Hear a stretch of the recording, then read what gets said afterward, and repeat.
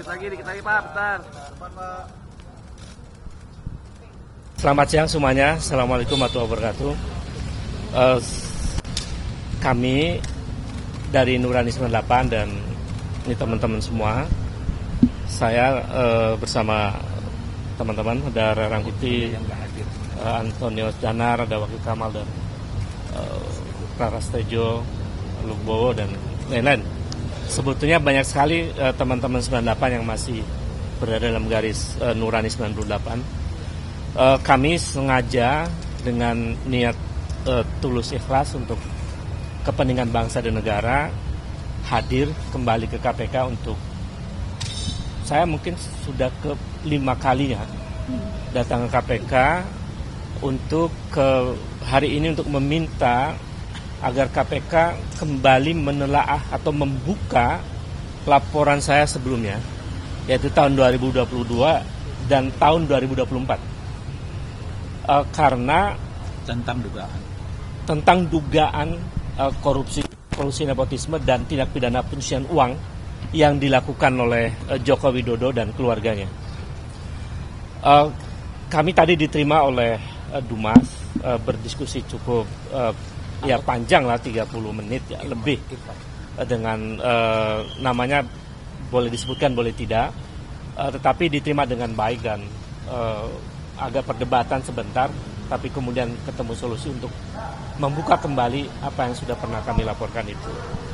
Kemudian kenapa kami datang kembali ke sini? Karena ada konfirmasi yang cukup kuat dari laporan OCCRP itu. Jadi sebetulnya laporan kami sebelumnya terkonfirmasi dengan rilis yang disampaikan oleh OCCRP. Dan kami merumuskan seluruh narasi ini dengan baik. Saya bacakan dulu isinya dan nanti dilanjutkan oleh Bung Anmus Danar dan Bung Ray dan nanti kawan-kawan yang lain. Ini kami sampaikan kepada Ketua KPK. Perihalnya segera usut tuntas dugaan korupsi Saudara Joko Widodo dan keluarganya. Sebagaimana termaktub dalam Undang Dasar 45, bahwa setiap warga negara memiliki kedudukan yang sama dalam hukum dan pemerintahan, sesuai dengan pasal 27 ayat 1 Undang Dasar 45. Atas dasar itu, kami bermaksud mengingatkan kembali kepada KPK agar dalam penegakan hukum untuk memberantas korupsi tidak tebang pilih, tidak tumpul ke atas dan tajam ke bawah. Siapapun sama di muka hukum, termasuk mantan Presiden Joko Widodo dan keluarganya. Bahwa KPK berdasarkan undang-undang ditegaskan bahwa dalam menjalankan tugas dan wewenangnya, KPK berasaskan pada kepastian hukum, keterbukaan, akuntabilitas, kepentingan umum, proporsionalitas, dan penghormatan terhadap hak asasi manusia. Dengan dasar itu kami kembali mendatangi KPK agar menjalankan semua proses pemberantasan korupsi sesuai dengan asas-asas yang telah ditetapkan oleh undang-undang, termasuk dalam menindaklanjuti laporan kami 3 tahun yang lalu dan setahun yang lalu tentang dugaan tindak pidana korupsi, kolusi nepotisme, dan dugaan tindak pidana pencucian uang keluarga Joko Widodo. Bahwa mantan Presiden RI yang ke-7 yang kami laporkan KPK 3 tahun lalu bernama Joko Widodo telah disebutkan oleh lembaga internasional organisasi Crime and Corruption Reporting Project sebagai salah satu mantan presiden terkorup di dunia. OCCRP menyebutkan bahwa Joko Widodo secara signifikan melemahkan Komisi Pemberantasan Korupsi. Selain itu, OCCRP juga menyebutkan bahwa Jokowi telah merusak lembaga pemilihan umum dan peradilan Indonesia yang menguntungkan ambisi politik putranya bernama Gibran Rakabuming Raka. Perilaku kekuasaan semacam ini patut diduga kuat telah dilakukan praktek KKN yang patut menjadi perhatian serius KPK agar pimpinan KPK yang baru dapat mengembalikan citra dan wibawa KPK kembali dan lepas dari stigma bayang-bayang kekuasaan mantan Presiden Joko Widodo. Berdasarkan hal-hal itu, kami pada Selasa 7 Januari 2025 kembali datang ke KPK untuk menyatakan bahwa 1. Menyayangkan pernyataan KPK yang tidak secara tegas menyatakan akan mengusut dugaan korupsi Joko Widodo maupun keluarganya terkait ramainya respon publik terhadap rilis OCC RP. KPK menyebut hanya menunggu laporan dari masyarakat terkait hal tersebut. 2. Sikap KPK yang lembut dan pasif ini bertolak belakang dengan kasus yang menimpa tokoh politik dari partai politik yang bukan pejabat negara. Padahal KPK seharusnya mengejar pelaku korupsi yang berada di lingkaran kekuasaan atau mereka yang berada di lingkaran kekuasaan yang dilaporkan oleh masyarakat karena ada kerugian negara yang diakibatkan. Untuk ketiga dan keempat, silakan Bung Ray. 3. KPK yang bersikap pasif terhadap kasus dugaan korupsi Joko Widodo telah menguatkan asumsi yang kuat bahwa KPK bekerja untuk kepentingan menyelamatkan uang negara, bahwa KPK bekerja bukan untuk kepentingan menyelamatkan uang negara, tetapi demi kepentingan menyelamatkan penguasa, mantan penguasa, dan bahkan oligarki di lingkaran kekuasaan. 4. Belum adanya laporan masyarakat seperti yang diungkapkan KPK adalah tidak benar. Sebab kawan kami aktivis Nurani 98, tadi sudah disebutkan tahun 2022 dan 2023 yang 4 yang lalu, telah pernah melaporkan dugaan KKN dan tindak pidana pencucian uang yang dilakukan oleh keluarga Joko Widodo ke KPK pada tanggal 10 Januari 2022 dan laporan dugaan gratifikasi dan atau suap berupa penggunaan jet pribadi mewah oleh putranya yang bernama Kaisang. Selain itu, ada juga laporan dari TPDI pada tanggal 23 Oktober 2024. Disebutkan pula bahwa dalam persidangan mantan Gubernur Maluku Utara juga muncul istilah blok Medan yang disinyalir terkait dengan keluarga Joko Widodo. Jadi, KPK minta laporan seperti apa lagi padahal sudah banyak yang melaporkan Joko Widodo dan keluarganya khususnya kepada KPK.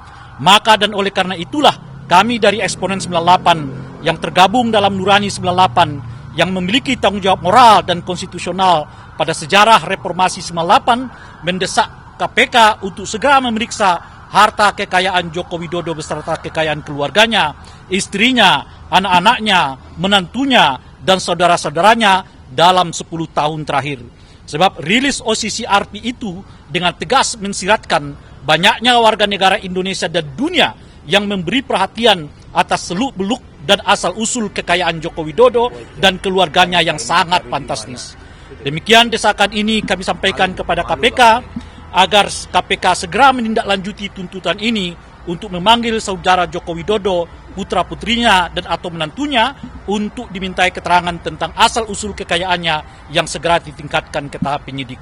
Jakarta, 7 Januari 2004, hormat kami, Nurani 98, Ray Rangkuti, Ubaidillah Batrun, Embai, Ahmad Wakil, Buntoro, Antonius Danar, Hari Purwanto, Tejo Asmoro, Bowo Santoso, dan nama-nama lain yang belum sempat kami masukkan dalam hal ini.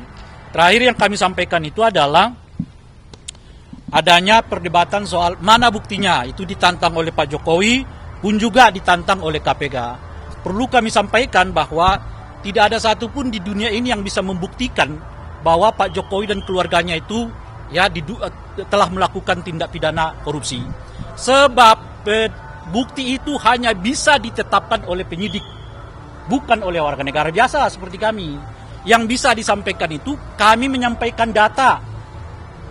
Tergantung penyidik apakah data itu dianggap menjadi bukti yang sah untuk meningkatkannya ke tahap proses penyidikan atau tidak. Oleh karena itu, jangan lagi sekali-kali kita diombang-ambingkan dengan istilah mana buktinya. Nggak ada buktinya, yang ada adalah datanya. Kalau ditanya ada datanya, sudah kita serahkan dulu tahun 2022 ke KPK, 2004 lalu ke KPK, baik oleh Nurani 98 maupun oleh organisasi masyarakat yang lain. Tinggal penyidik di KPK sekarang, berani nggak untuk menetapkan data-data yang diserahkan itu sebagai bukti awal dugaan terjadinya pelanggaran pidana terkait dengan suap, korupsi, dan sebagainya yang menyangkut keluarga Pak Jokowi. Sehingga dengan begitu terang benderang sekarang, jangan orang lagi diombang-ambingkan dengan dalih mana bukti. Nggak ada bukti, yang ada data. Dan data itu telah kami serahkan, tinggal penyidik sekarang yang memiliki kewenangan untuk menentukan apakah data itu cukup untuk dinyatakan menindaklanjuti dalam proses hukum. Itu yang terakhir dari kami. Terima kasih. Dan terima kasih juga kami sampaikan kepada seluruh kawan-kawan media yang berkenan menghadiri ini. Ini semacam tantangan kepada KPK. Kalau kepada orang-orang yang berhubungan dengan lawan kekuasaan keras akan dikejar ke Antartika, tapi kalau kelihatan berhubungan dengan kawan sendiri cukup antar kita. Jangan sampai itu yang terjadi. Terima kasih. Assalamualaikum warahmatullahi wabarakatuh. Yuk, saya tambahkan bahwa selain data-data yang sudah disampaikan KPK baik 2 tahun lalu, setahun lalu dan tambahan hari ini, kita juga mesti melihat bahwa secara empirik wajah Republik ini sedang muram, carut marut demokrasinya, dan salah satu mantan presidennya masuk dalam daftar presiden yang terkorup di dunia. Tentu kita malu ya. Indonesia menjadi perbincangan dunia, dan disinilah KPK menjadi institusi yang dipertaruhkan.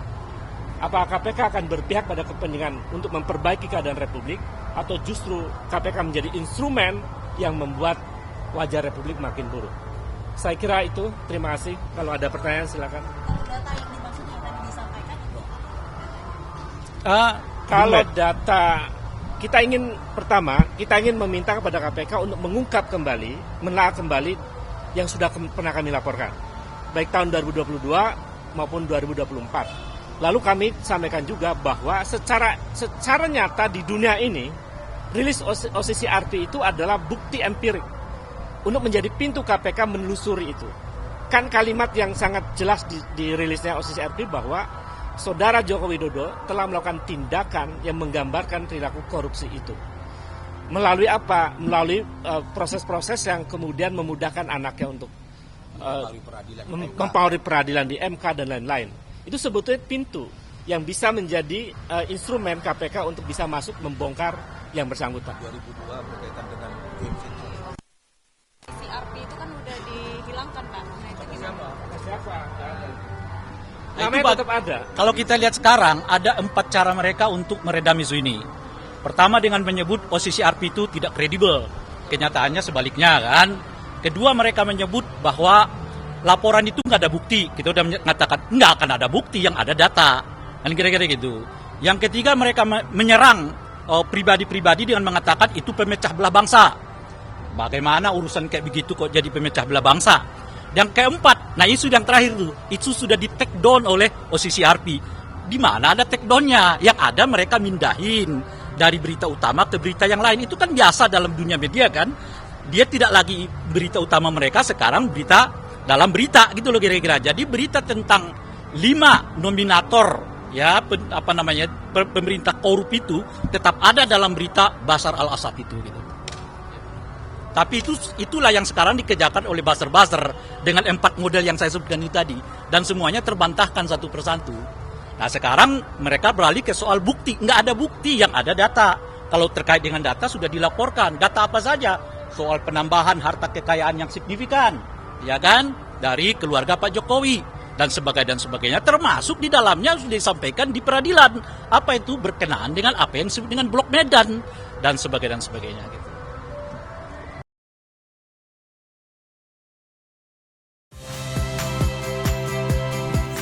Rizka Clarissa. Saksikan program-program Kompas TV melalui siaran digital, pay TV, dan media streaming lainnya. Kompas TV, independen, terpercaya.